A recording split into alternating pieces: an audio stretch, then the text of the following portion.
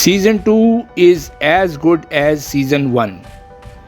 Welcome to GMR friends. आज हम जिस सीरीज़ की बात करने जा रहे हैं उस सीरीज़ का नाम है दिल्ली क्राइम सीज़न 2। दिल्ली का एक बहुत बड़ा तबका है जो बस्तियों में रहता है, लेकिन काम उनके लिए करता है जो दिल्ली के महलों में रहते हैं।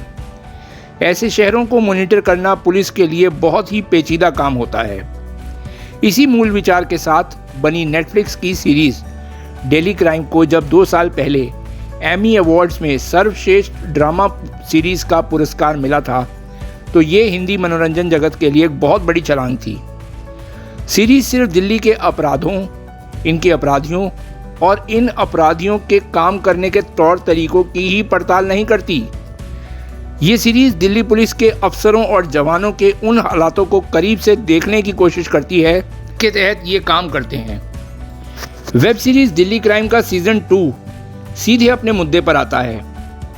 कैरेक्टर सारे पहले सीज़न वाले ही हैं, लिहाजा उनका अतीत या उनका वर्तमान सजाने की सीरीज़ कोशिश नहीं करता।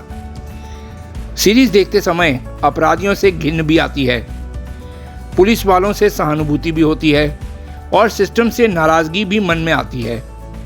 एक पुलिस इंस्पेक्टर है जिसकी अपनी बेटी से सिर्फ इसलिए बातचीत बंद है क्योंकि वह उसकी शादी जल्द से जल्द करा देना चाहता है। IAS ऑफिसर है जिसके पति को उसके साथ कुछ वक्त बिताना है। वह अपनी पोस्टिंग से छुट्टी लेकर घर पर है और बीवी दिल्ली में हो रही सिलसिलेवार हत्याओं की तफ्तीश में व्यस्त है।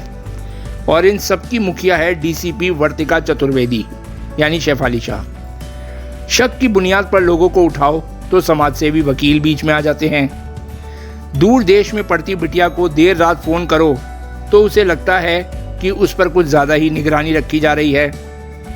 और पुलिस कमिश्नर के गले पर सियासी नेताओं की तलवार भी लटक रही है। मामला इस बार उस गिरोह का है जो अकेले रहने वाले मालदार बुजुर्ग दंपतियों को अपना निशाना बनाता है। सीरीज़ देखकर ये समझ में आता है कि घर आने जाने वाले लोगों या रोज़ मिलने जुलने वाले लोगों से किस तरह बचकर रहना चाहिए। ये लोग किसी भी तरह गिरगिट का रंग बदल सकते हैं। सीरीज़ दिल्ली क्राइम अपराधियों पर बनने वाली आम मुंबईया क्राइम सीरीज़ से बिल्कुल अलग है। इसके रचयिता रिची मेहता और निर्देशक तनु चोपड़ा ने इस बार जो ताना बुना है उसमें दिल्ली के सामाजिक, राजनीतिक और आर्थिक पहलू पर एक साथ काम किया है। मामला उन घूमंती आदिवासी समूहों तक भी जाता है जिन्हें अंग्रेज़ों के ज़माने में अपराधियों को तमगा दे दिया गया था और अब भी इलाके में अपराध होने पर सबसे पहले इन्हीं पर डंडा होता है।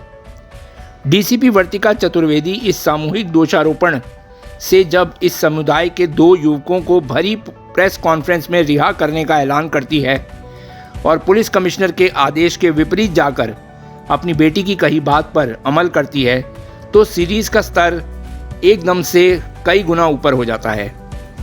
कहानी वहाँ से शुरू होती है जब दिल्ली के पॉश दक्षिणी इलाके पर एक साथ 4 बुजुर्गों की हत्या हो जाती है और पूरे शहर में सनसनी फैल जाती है। DCP वर्तिका चतुर्वेदी अपनी टीम के साथ इसमें जुटती है। कमिश्नर उन्हें एक रिटायर्ड इंस्पेक्टर की मदद लेने को कहते हैं और पूरी तफ्तीश उसी रास्ते पर मुड़ जाती है जिस रास्ते पर वो ऑफिसर उनको लेकर जाता है। हिम्मत करके इन आरोपियों के बीच में से एक युवती DCP के कैबिन में घुस जाती है और यहीं से मामला एक नया मोड़ ले लेता है।